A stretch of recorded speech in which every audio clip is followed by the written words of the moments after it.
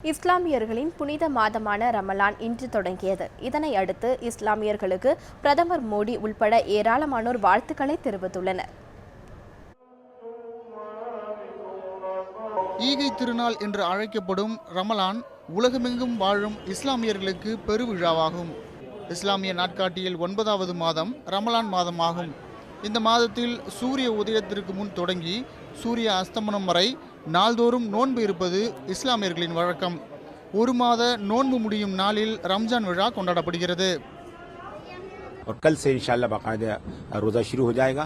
हम तमाम ही लोगों को रमज़ान मुबारक की मुबारकबाद पेश करते हैं और दुआ करते हैं कि अल्लाह रब्बुल इज़्ज़त इस रमज़ान को हमारे लिए, हमारे ख़ानदान के लिए, हमारे शहर, हमारे सूबे, मुल्क, बल्कि पूरी इंसानियत के लिए, आलम के लिए अल्लाह रब्बुल इज़्ज़त बरकत का, आफियत का, रहमत का.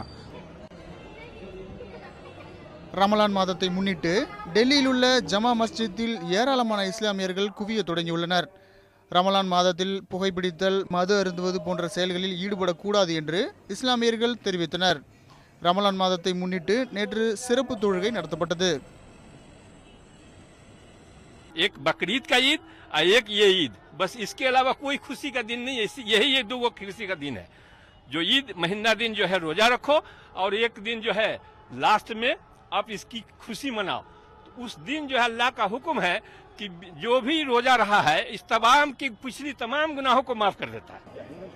ரமலான் மாதம் தொடங்கியதை அடுத்து பிரதமர் மோடி இஸ்லாமியர்களுக்கு தனது வாழ்த்துக்களை தெரிவித்தார். இஸ்லாமியர்களின் வாழ்வில் அமைதியையும் மகிழ்ச்சியையும் இந்த ரம்ஜான் அளிக்கட்டும் என்று அவர் கூறியுள்ளார். செய்தி பிரிவு நியூஸ் 7 தமிழ்.